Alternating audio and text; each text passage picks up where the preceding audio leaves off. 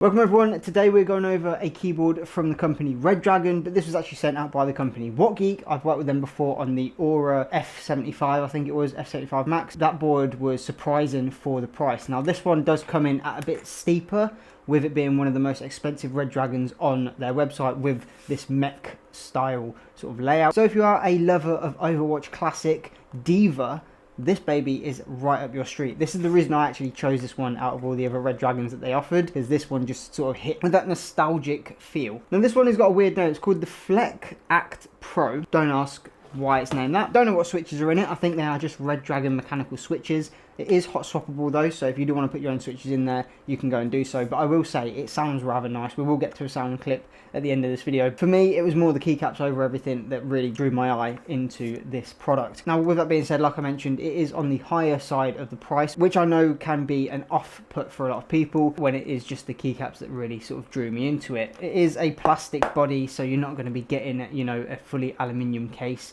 even though there are some boards out there with aluminium cases that are on the cheaper end. But this one does come with that nice LCD screen and the little knob that allows you to go through all the functions, so you do get that little bonus there, so you can do all of your other little knickknacks and things that other keyboards out there probably can't do. So this one is coming under as an 81 tri keyboard. So basically tri means it's got 3 different modes of connectivity: USB, your Bluetooth, and your 2.4 gigahertz. The little 2.4 gigahertz USB is located in the side of the board, which is nice, but it does stick out when it is pushed in, so that is kind of annoying. And then the USB-C port is on the side of the board, which I don't know why a lot of boards are doing this, because there's plenty of space on the back here to add in that USB-C port, and it would just make it a bit flusher on the table. Now I've got to have a cable sort of dangling around the side, and that can get annoying. I tend to always have my keyboards plugged in, because if I do want a game, it gives you the best possible outcome compared to using that 2.4 gigahertz or even your Bluetooth. But with all that being said, I will say it's got a bit of weight to it. It's not too heavy, but it does have some sort of, you know, weight to it. It is gasket mounted, which is obviously another bonus and why the price is a little bit higher than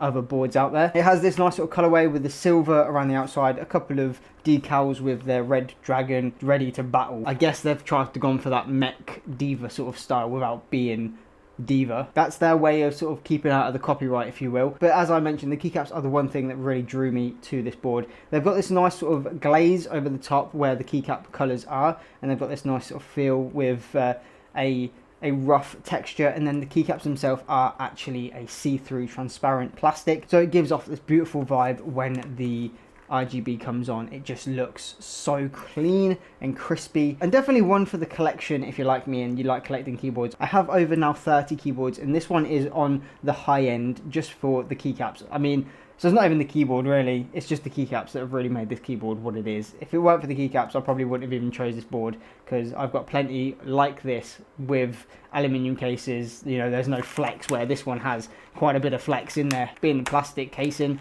bit of creaking and stuff like that, squeaking, you know, on my... But anyway, you're gonna get that with a plastic board. You do obviously have the benefits of it having all of the F1 keys at the top and also your arrow keys down here, so that having that 81 key does give you obviously the minimalistic look with also having every functional button you need. I don't know if they have other versions of this that have the numpad with it, but for me, I haven't used a numpad in many years. Not many games out there now really use a numpad, apart from sort of like Arma 3, so you can always go and get a third-party numpad if needed. But for me, this is definitely a beginner mechanical keyboard if you're looking into that sort of wanting to start a collection, or even if you're wanting to make your setup unique. This is probably one of the first that you could go to, and it give you an overall good experience with typing, gaming, and just overall feel. The sound of it, like I mentioned before, it sounds, I would say thocky, but then I don't want to give it too much praise, if that makes sense, because sometimes over the microphone it doesn't actually sound that good, where in real life it sounds like, it sounds very similar to an Aura F75 Max, so that's what you can base it off of, the thick creamy click. But that is my overall opinion of this board. There are some defects, like I say, plastic casing being creaky, flimsy. You've got that USB-C on the side, which I really don't like, but each to their own. And then the way that the USB actually does stick out the side there when it is plugged in. You do get on the back though your dual feet for different angles, which is nice. Not many keyboards are doing that lately. They're just sort of keeping it with one standard foot size, or they're just adding this big bulky bit at the back to give it some rise. It's nice to see that they're still doing 2 size feet, so you can have it for typing experiences, gaming experiences, and just ergonomic feeling overall. Definitely check this out. There will be a link in the description to the WhatGeek website and also the Redragon website if you want to go directly to them, but I'd probably say go through WhatGeek because they have a plethora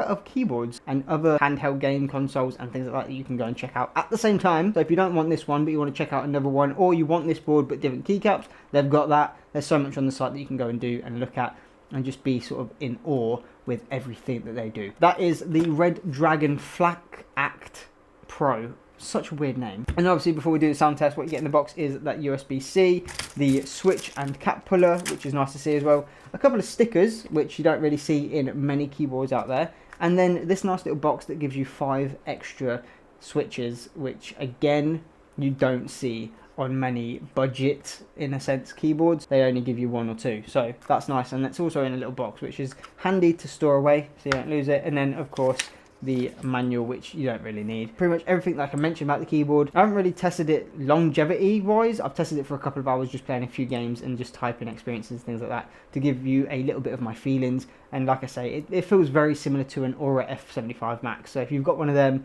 and you just want this for another keyboard, or even them keycaps, because I don't think these keycaps are sold separately, then definitely recommend this as either a first time keyboard or even just a collector's item, or again, you're looking at getting the keycaps alone. If you have any questions, leave them in the comments below. Or if you enjoyed this video or it's helped you decide in any way to go get this keyboard or even check out WhatGeek, leave a like, subscribe and hit the notification bell. I've got plenty more keyboards on the way and plenty more tech on the way that we can dive into and sort of nitpick little things. But other than that, my name's been Callum, Capture, Create, Captivate. If you want to see some more personal stuff, there is another link down there for my personal YouTube, which is Callum Chester's, and that's going to have just more raw behind the scenes talking stuff of random that you might enjoy more than just tech stuff. So, but other than that, Capture, Create, Captivate. I'll see you all in the next video. Time for the sound test.